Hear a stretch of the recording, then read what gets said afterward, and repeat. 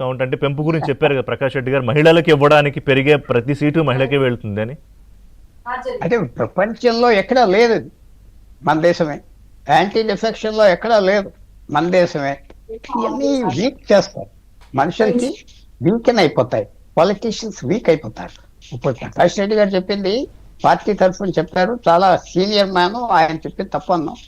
అయితే కాన్స్టిట్యూషన్ రాసిన వాళ్ళు ఇవన్నీ ఎందుకు రాయలేదు? అంత అద్భుతమైన ఐడియాస్ అయితే ఎందుకు పెంచలేదు? ఎందుకు విపరీతంగా పెంచలేదు? ఎన్ని ఆలోచించారు ఆ రోజు?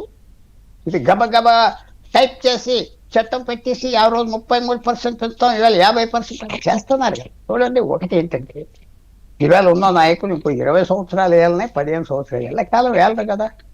గాంధీ గారు వెళ్ళిపోయారు, నెహ్రూ గారు వెళ్ళిపోయారు. ఫ్యూచర్ ఆలోచించాలి. ఇందాక ఒక ఉదాహరణ చెప్పాను, లడాక్ చేసి. నాకు ఇప్పుడు వరకు ఎవరు అలాంటి సమస్యకి జవాబు చెప్పలేదు. ఎందుకు చేశారు? మీ తెలివితేటలు అట్లా ఆలోచించుకోవాలి. నేను చెప్పేది ఇది చాలా అరాచకం వస్తుంది స్లోగా. అది ఫ్యూచర్లో ఇన్ని సీట్ల వల్ల అరాచకం వస్తుంది. ప్రతి ఒక్క చిన్న 2 సీట్లు వచ్చినోడు, 3 సీట్లు వచ్చినోడు ఎలాంటి డిమాండ్స్ చేస్తాడు రేపు పార్లమెంట్? ప్రతి దానికి డిమాండ్. వాటి వల్ల ఇవాళ ప్రకాష్ రెడ్డి గారు మహిళలకి ఇస్తున్నామండి, మహిళలకి అంటున్నారు. అంటే భయపడిపోవాలా జవాబు చెప్పడానికి? మహిళలకి ఎందుకు ఇవ్వరు? ఇప్పుడు కేబినెట్ లో ఒక 10 మందికి ఇవ్వచ్చు కదా, టాలెంటెడ్ వాళ్ళకి ఎందుకు ఇవ్వలేదు? ధర్మేంద్ర ప్రధాన్ని ఏం ఖండించారు? తీసేయాలి మినిస్టర్, తీసి ఇంకో పదవి ఇవ్వండి. ఈ యాజిటేషన్ ఉండదు. అది ఏమంటారంటే ఋషి గారు, ముఖ్యమంత్రుల చుట్టూరా ప్రధానమంత్రుల చుట్టూరు ఇప్పుడే కదా, ఎప్పుడు ఆ మంత్రిని తీయదు సార్, వాడు కరప్షన్లో న్యూస్లెస్ లో అయినా తీస్తే మీ బలం పోతుందంట. బలం పెరుగుతుంది, తీసి పారేస్తే ఇంకా విషయం ఎవరు రాదు. మీరు చెప్పింది తీసాం కదా, పోయారు, అయిపోయింది, నెక్స్ట్ సబ్జెక్ట్. అలా ఇందిరాగాంధీ గారు కూడా ఈ ట్రాప్ లో పడ్డాడు, రాజీవ్ గాంధీ గారు పడ్డాడు, నరసింహారావు గారు పడలేదు, ఎందుకంటే ఏం పట్టించుకోరు కాబట్టి. కానీ ఇప్పుడు ఆ పునర్వ్యవస్థీకరణలో భాగంగా తప్పిస్తారో లేదో తెలియదు, కానీ ఇప్పుడు వెంటనే తీస్తే మరి సిజేపీ లాంటి ఉద్యమాలకి అలాంటి వాటికి విలువనిచ్చినట్టు అవుతుంది కదా, వాళ్ళ డిమాండ్ ని ఆనర్ చేసినట్టు అవుతుంది కదా. ఎప్పుడైతే నీతో చేయలేకపోతున్నారో ఎగ్జామ్ ఆ రోజు తీసేయాలి. ఆ రోజు తీస్తే స్ట్రాంగ్ ప్రైమ్ మినిస్టర్ అంట. స్ట్రాంగ్ ప్రైమ్ మినిస్టర్ అంటే ఏంటి? నల్లగోల మీద కళ్ళు ఎర్ర చేసుకుని తీసేయాలి. నువ్వు అన్ఫిట్ గవర్నమెంట్ అంత బ్యాక్ తీసుకొస్తున్నావు, నీకు తర్వాత అకామిడేట్ చేస్తాం. నువ్వు పెట్రోలియం మినిస్టర్ చేసావు, స్కిల్ డెవలప్మెంట్ చేసావు, హెల్త్ కూడా చేసావు అనుకుంటా.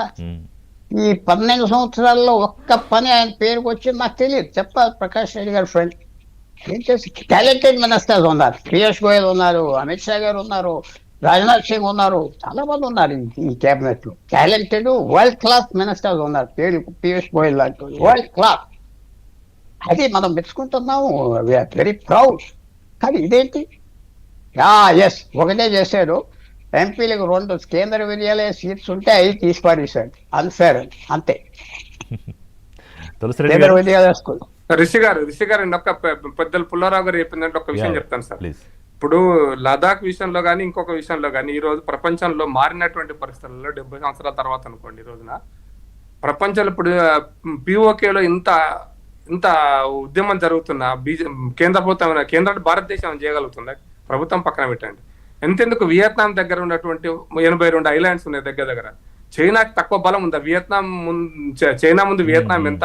కానీ ఒక్క ఐలాండ్ మీద తమ ఆధిపత్యాన్ని తీసుకోలేకపోతుంది కదా. అందుకోసం మారిన పరిస్థితులలో ఏ ప్రభుత్వాలు అధికారంలోకి వస్తే రేపొద్దున మోడీ గారు ఉంటారా, నెహ్రూ గారు పోయినారు, ఇంకొక 20 ఏళ్ళ తర్వాత ఎవరు అవుతారు అనేది పక్కన పెట్టేస్తే, బట్ మారిన నేపథ్యంలో ఈరోజు ఉన్నటువంటి పరిస్థితులలో లదాఖ్ని వాళ్ళ డిమాండ్ మేరకే, లదాఖ్ హిల్ కౌన్సిల్ డిమాండ్ మేరకే, మళ్ళీ చెప్తాను, లదాఖ్ లో గవర్నమెంట్ సపరేట్ గా, హిల్ కౌన్సిల్ సపరేట్ గా ఉండింది. లదాఖ్ హిల్ కౌన్సిల్ డిమాండ్ మేరకే ఆ రోజున సపరేట్, అది డిమాండ్ కూడా గత 40 సంవత్సరాల నుంచి 50 సంవత్సరాల demand. We want union territory కావాల్సిందమ్మా, కానీ వాళ్ళ డిమాండ్ పెట్టిన కారణంగా ఇవ్వడం జరిగింది తప్పిస్తే ఇంకో కారణం కాదని చెప్తాను. స్ట్రాటజికల్ మిస్టేక్ అని అంటున్నారు కదా పుల్లారావు గారు. స్ట్రాటజికల్ డెసిషన్ అని చెప్తున్నా. తులసిరెడ్డి గారు ఏంటి పార్లమెంట్